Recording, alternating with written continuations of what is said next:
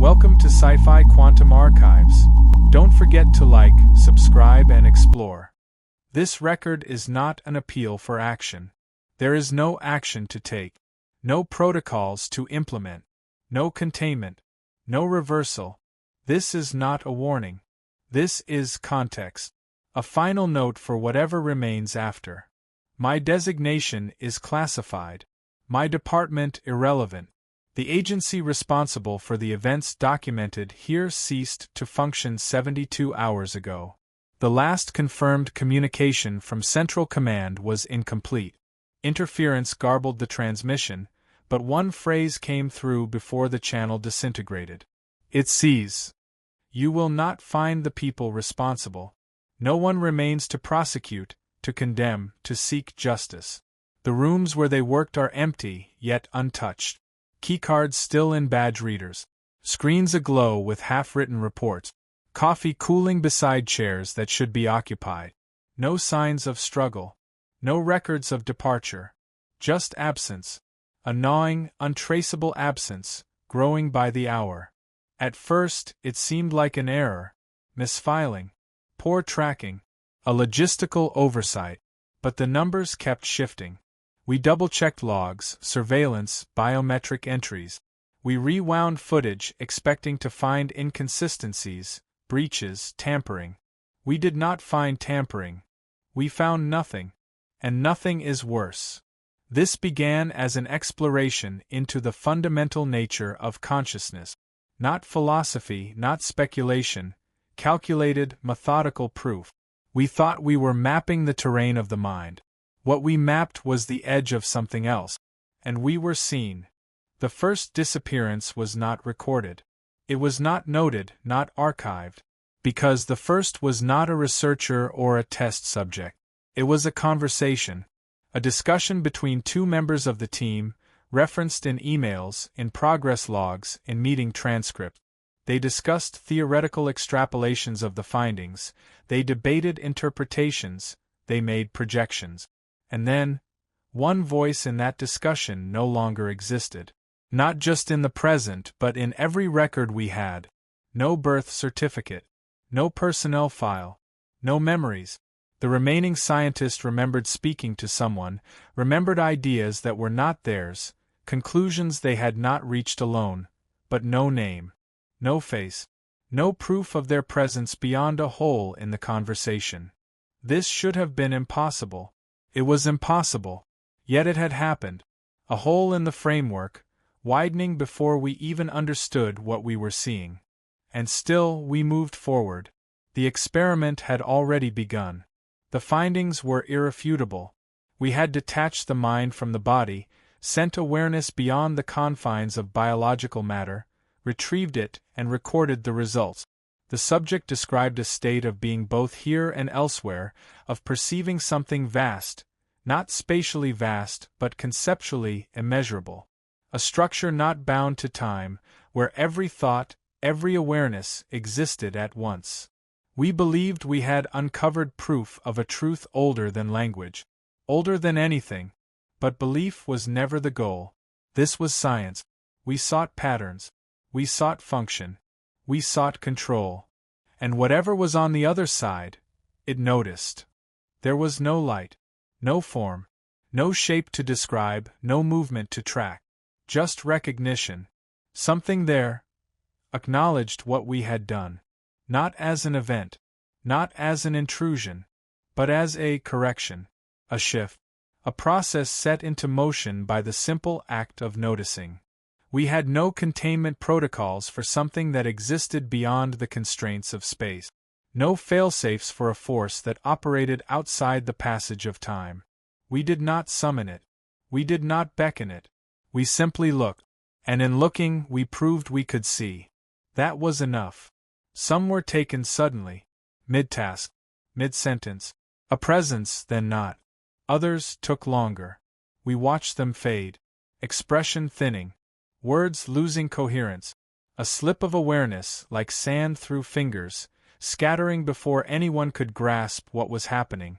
They remained in their chairs, in their labs, moving, speaking, but the weight of existence drained from them in increments too small to track until there was nothing left but an echo of movement, an imitation of human thought that never quite reached completion.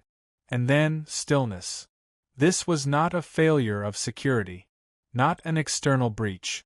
It was a fundamental failure to understand our own boundaries. The arrogance of defining ourselves by what we believed we could observe, rather than by the limits of what should not be seen. By the time the department issued a full shutdown, it was too late. It had been too late before we even considered stopping.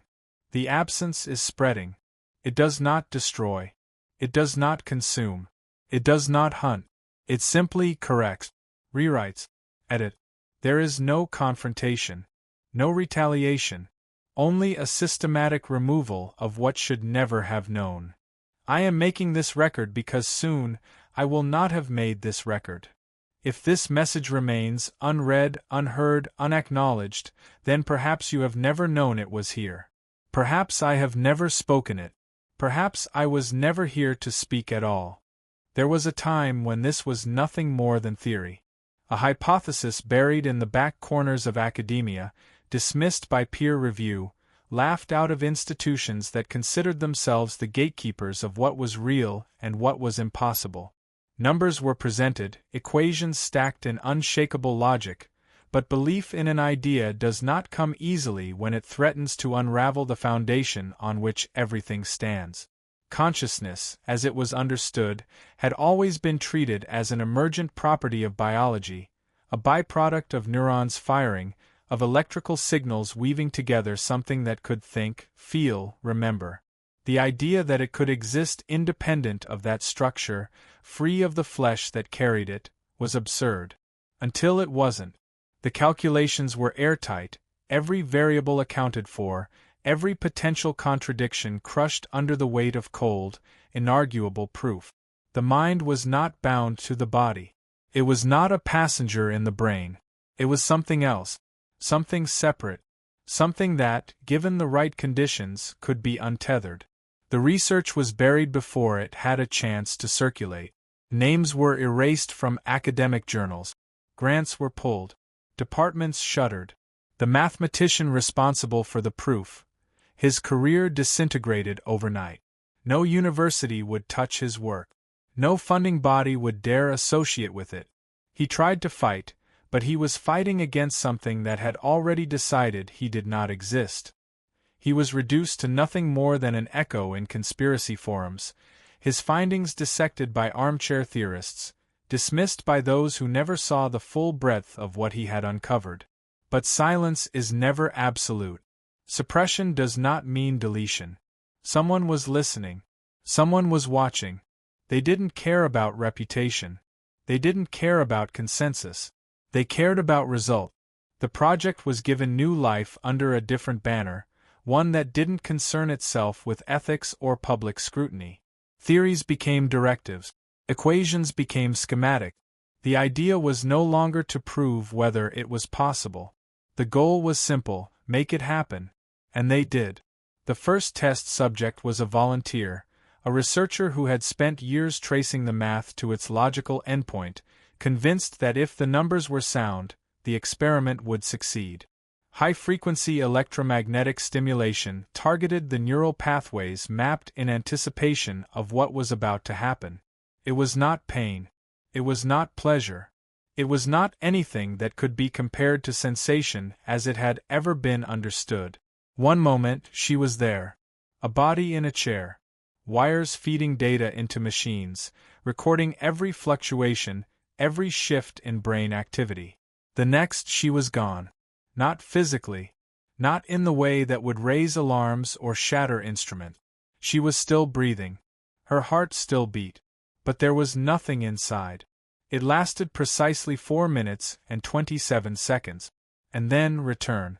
A single, gasping breath, muscles seizing as awareness slammed back into form, eyes wild, unseeing at first, lips moving without sound, as though speech had to be relearned from the beginning. What she described was impossible. Time did not exist where she had been. Not as a sequence, not as progression. There was no before, no after. She had been here, and she had been there, simultaneously, without conflict. Thought had not been linear. It had not been processed. It had simply been. A state of awareness beyond anything the mind had ever been meant to endure. She had not traveled. She had not projected. She had not left her body in the way near-death experiences were recorded, where a person floats above themselves, tethered by some invisible thread. She had stepped outside of the structure that defined all of it. She had seen the framework from the outside. She had not been alone. It was hailed as a success, the culmination of centuries of speculation, philosophy, theory made manifest. The first step in a new era of understanding. The tests continued. They should have stopped. The first one to go wasn't the test subject. It wasn't even someone directly involved in the experiment itself. They had been part of the team, of course. Every person in that facility had been, in some way, connected to the project. But this one hadn't been in the chair, hadn't been exposed to the machine, hadn't felt the unnatural silence of that other place pressing in on them. They were only supposed to be observing, recording, analyzing data. That should have meant safety. The last record of them exists in a single piece of footage.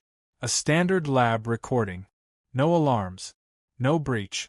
They hadn't left the room. They hadn't made a sound. One moment they were there, seated at their workstation, typing something into a console. The next they were gone. No movement. No indication of distress. No distortion in the video feed. No interference.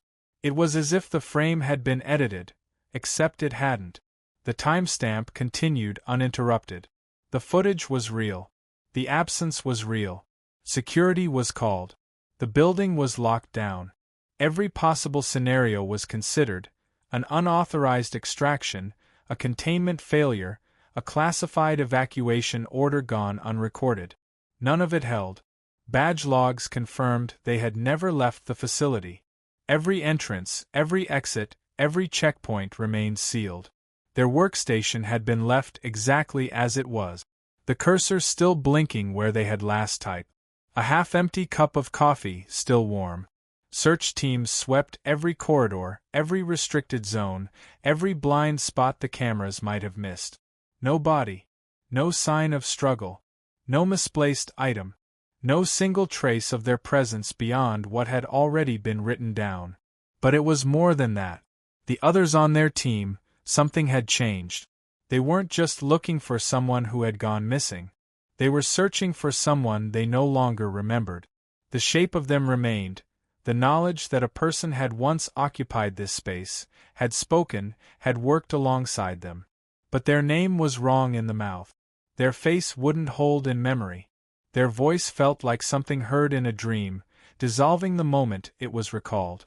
The military pushed forward. The research continued. The official statement called it an incident, unfortunate, unexplained, but not a reason to halt progress. The work was too important. The project too valuable. There was no room for superstition. The first subject had returned intact, after all. The experiment was replicable. Whatever had happened was an anomaly. Until it wasn't. 3 days later, a message surfaced from the test subject. A private email, never meant to be seen. They had sent it to someone off-site, outside the chain of command. It was brief. I don't feel real anymore. And something knows. There was no follow-up. No response. No indication that the recipient had read it before the servers purged the account. The only reason it came to light at all was through backdoor channels, leaked by someone who understood what it meant but didn't live long enough to explain why. By the time the message reached the right hands, the sender had disappeared, too. This time there was no footage. No timestamp to study. No workstation left waiting for them to return. The subjects' quarters were as they had been that morning, undisturbed. The sheets still creased from where they had last slept. Their ID badge still resting on the nightstand. Their shoes placed neatly by the door, as if they had been planning to leave, but never got the chance. That wasn't the worst part. The worst part was the record. The way it was changing. Files that had once detailed the experiment were incomplete. Pieces missing, as if censored, but without any trace of interference. It wasn't deletion. It wasn't corruption. It was subtraction. The slow, methodical erasure of something that had been real, rewritten into something that had never been there at all. And it wasn't stopping. It was never meant to spread. The assumption had been containment, that whatever force had begun to take hold was bound to the site, to the research, to those who had willingly entangled themselves in something they did not understand. The facility was isolated, locked beneath layers of security, removed from the world so that failures, when they happened, would remain controlled. That assumption collapsed within days. The first case outside the facility was ignored. A clerical error. A missing persons report shuffled into the growing backlog of unexplained disappearances that had no discernible pattern, no reason to be connected. A janitor, one of the contracted personnel, failed to clock out at the end of his shift. His supervisor logged it as a scheduling mistake, assumed he had left without following protocol, filed the necessary paperwork, moved on. 2 days later, someone went looking. His locker had not been emptied. His belongings sat undisturbed, as if he had intended to return. The break room refrigerator still held his lunch untouched. His vehicle remained in the parking lot, keys in the ignition, doors unlocked. The security footage showed him arriving at the facility that morning. His entry badge recorded a successful scan. No footage showed him leaving.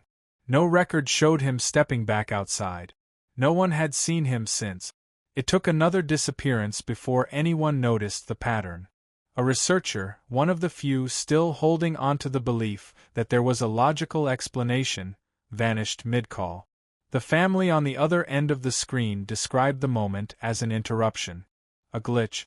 The video stuttered once, the image froze, the audio cut to silence. They assumed the connection had dropped. They waited.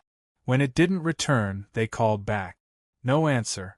Facility records showed the call had remained active for another 3 minutes before disconnecting automatically. The room was empty when security checked. The chair where they had sat was still turned toward the monitor, the small green light of the camera blinking steadily. The recording captured nothing. One frame held them in place. The next did not. The lock on the door had not been disengaged. The incident report stated there was no reasonable explanation. The report was buried before it could be questioned. It wasn't until the transmission that anyone started to panic. High Command did not acknowledge failures. They did not react to rumors, did not issue statements when operations fell outside public knowledge. But someone from the upper echelon, someone whose authority was not to be challenged, went missing. That should have been the end of it. A closed file, a name removed from rosters, an obituary drafted in careful, nondescript terms. Except he was not entirely gone. The radio caught his voice first. A routine channel, monitored for internal communications, filled with static that refused to clear.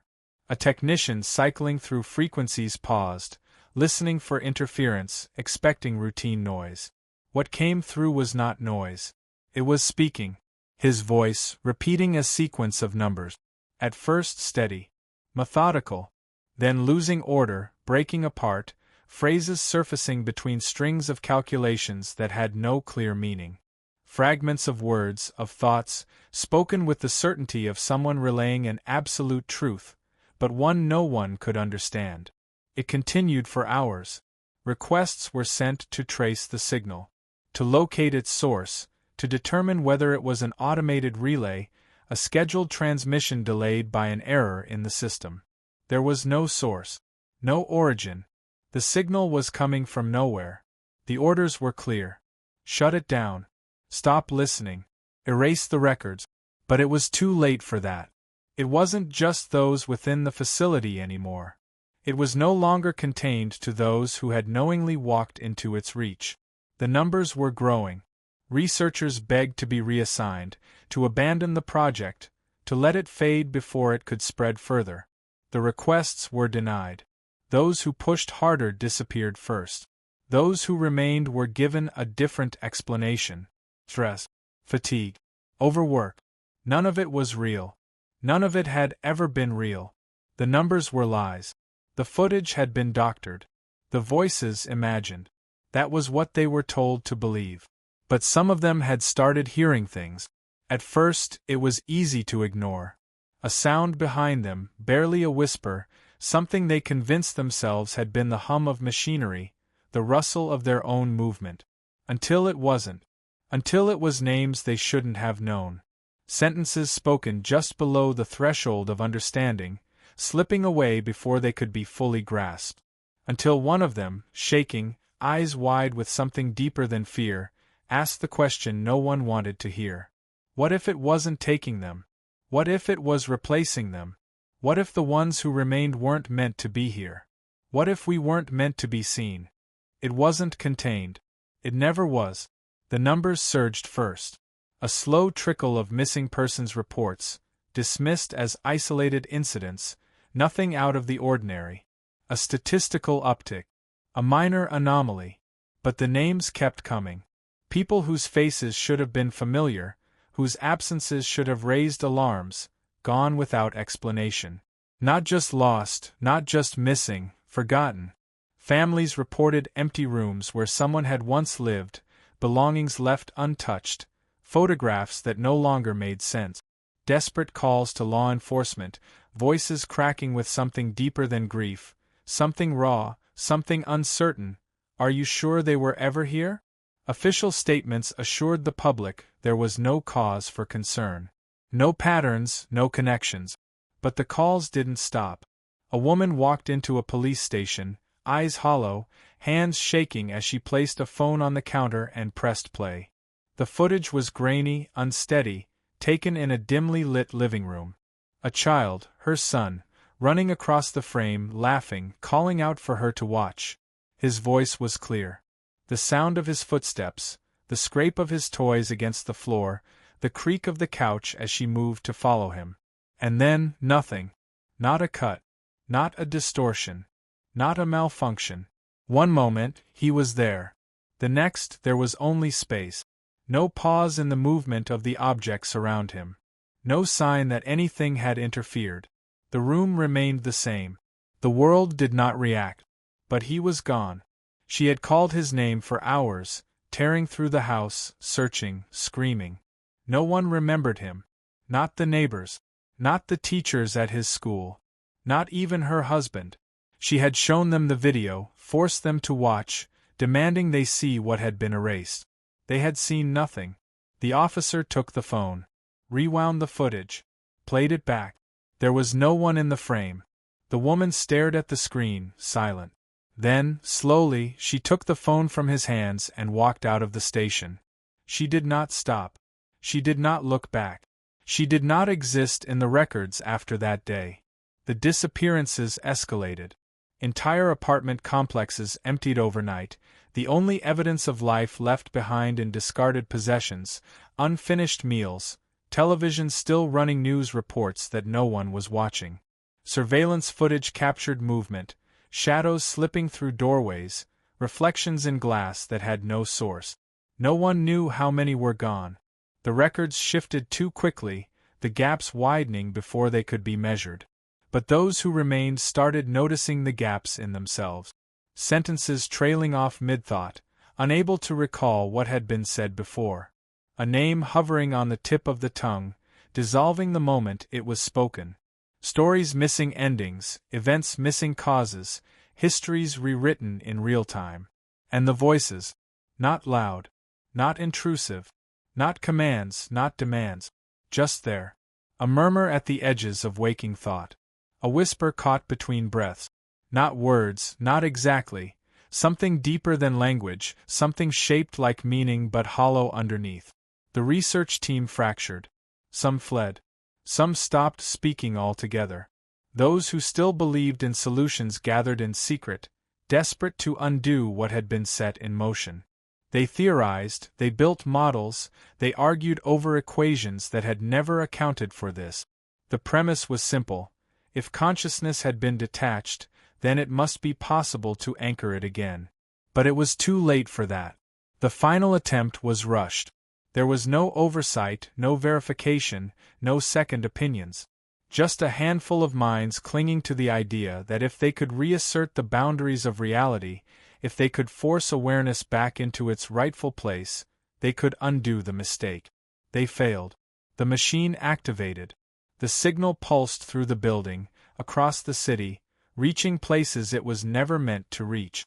A pull, an anchor, a desperate grasp at something that no longer fit inside the frame of the world. For a moment everything stopped, and then it began. The first to go were the ones closest to the machine. Bodies slumping where they stood, breath exhaled but never drawn back in. Not collapse, not death, just absence. The ground shook. Not as a tremor, not as something physical, but as a distortion in the way things should have been. Walls stretched. Lights dimmed without flickering, as though reality itself had begun to fold inward. The voices grew louder. Some tried to run. Their footsteps made no sound. Their reflections did not follow. The machine burned out. The signal died. But it had already reached too far. The world had felt the pull. Something else had answered. There is a recording. One that was never meant to exist. The final experiment. The last attempt. The moment the threshold was crossed, and something on the other side became aware that the door had been left open. It was not an official test. It was not sanctioned, not reviewed, not logged the way the others had been. It was desperate. A handful of minds left in the facility, unraveling under the weight of what they had done, grasping for a way to fix it. The machine had already failed. The signal had stretched too far, had reached too deep.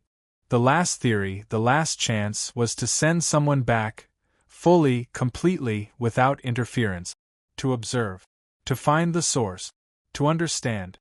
They believed if they could see it, if they could know what was waiting on the other side, they could stop it. The subject was chosen because they had already stepped beyond the boundary once before. They had come back intact. They had spoken of what they had glimpsed, but only in fragments, only in approximations that language could not fully contain. They had survived it. That was the only qualification that mattered. The cameras were rolling. The data feeds were running. Every measurement was active, recording everything that could be recorded. The process began. The electromagnetic field locked in. The body remained, seated, eyes closed, breath steady, hands at rest. The machines registered the shift in neural activity. Awareness was leaving. At first, nothing happened. Then, the tremors began. Small at first. Involuntary spasms, the body reacting to something that could not be seen. A murmur, low, indistinct, words forming behind clenched teeth. The recording has been studied, dissected, analyzed beyond the limits of comprehension. It has been filtered through every possible spectrum, slowed, reversed, reconstructed from individual frames, and yet no one has been able to determine what was spoken in those first moments. But it changed. The murmur became words, disjointed at first, pieces of language that did not belong together. A rhythm, a pattern emerging beneath the nonsense. Then the screams. Not pain. Not fear. Realization. Not all at once, not in a single moment of horror, but a slow unraveling, a breaking of something that had held for too long. The words sharpened. The voice took on a clarity that had not been present before, speaking things that should not have existed, things that no one had named, because they had never been known. They did not describe. They did not explain. They labeled. Each word spoken was a designation, a name given to something that had never been acknowledged. Each name brought something closer. Each syllable pulled. The equipment malfunctioned. The readings became unreadable, data corrupted in real time. The lights dimmed. Not from power loss, not from failure, but as though something had redefined the concept of illumination. The camera held. The footage continued. And for the first time something looked back. Not a presence in the way the mind perceives, not a shape to be measured or outlined.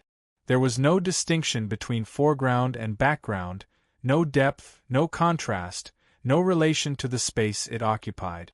It was there. It was aware. And it knew it was being watched. The subjects stopped speaking. The screaming ceased. The tremors ended. They sat still, no longer responding, no longer present in the way they had been before. The camera feed cut to static. The facility went into lockdown. The footage was never recovered. It didn't stop. It couldn't. There was no threshold to close, no containment to enforce, no breaking point that signaled the worst had come and gone. The unraveling continued, spreading further, faster, without pattern or mercy. Entire blocks went silent overnight. No signs of struggle. No forced doors, no broken windows. Streetlights still glowing, cars parked in neat rows, radios humming softly in empty apartments. But the people were gone. Not relocated. Not hiding. Gone. Airlines lost contact with their crews mid-flight. The autopilot systems took over where no one remained to steer. The towers tried to reach them, voices repeating their calls into dead frequencies, asking for confirmation, for a name, for any sign of life still inside those cockpits. The instruments responded. The systems obeyed. The steel and engines and circuits did exactly what they had been programmed to do. But the hands that should have guided them no longer existed. A flight inbound from the east followed its route to completion. The runway lights guided it in. The gear lowered, the descent executed with textbook precision. But no one was inside when it touched the ground. No passengers. No crew. Every seatbelt still latched. The cockpit door sealed from within. The black box recorded nothing but the static hum of an open channel. The final words spoken on the last successful transmission were the pilot requesting landing clearance. His voice steady, familiar, the same voice that had logged thousands of hours in the air. The body that voice belonged to had never left the terminal. Those who were left tried to make sense of it. News outlets speculated. Governments deflected. Experts analyzed, debated, argued, but no explanation held for long.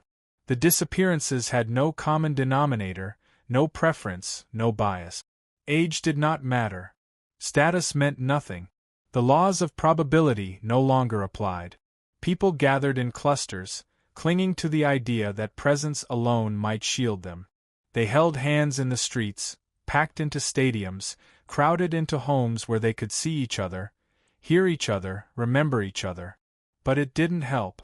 They would turn away for a second too long. Blink at the wrong moment.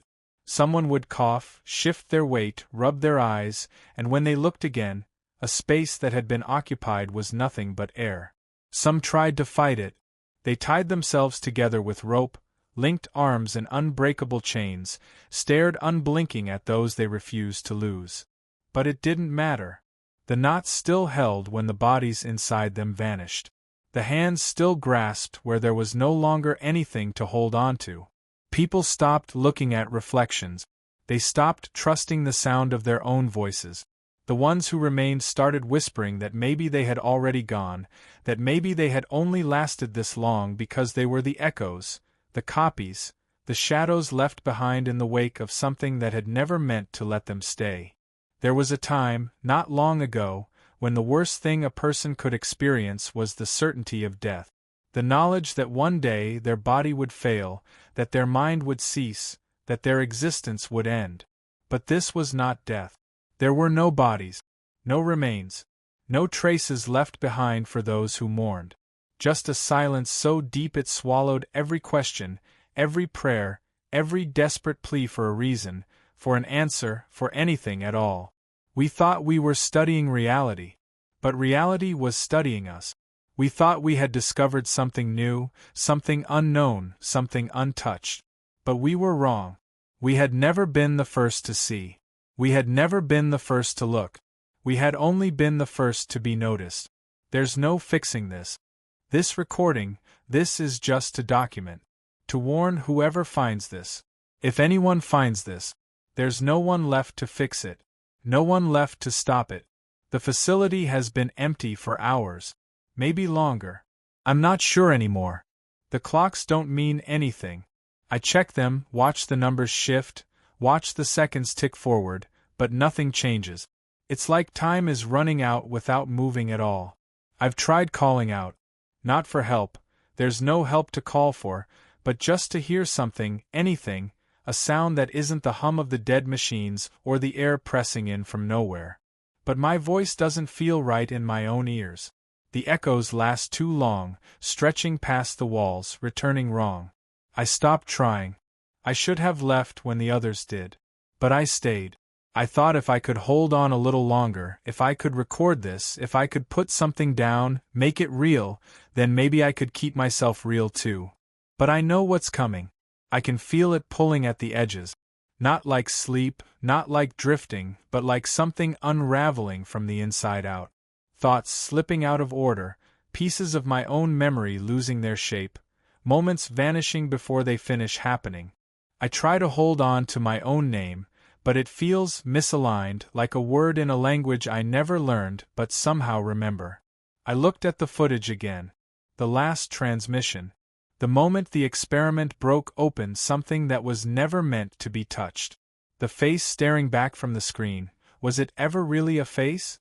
Or was it just something filling the shape of one? Something adjusting, learning, mirroring. It saw the camera. It saw us watching. It saw me. And it hasn't stopped. The doors are still locked, but I know they don't matter anymore. They were never keeping anything out. They were keeping something in. I thought I was alone. I thought I was the last one here. But I hear breathing that isn't mine. I don't turn around. I don't want to know what's standing behind me. I don't want to see what shape it's taken. I don't want to see what it thinks I look like. This message, maybe it will last. Maybe it won't.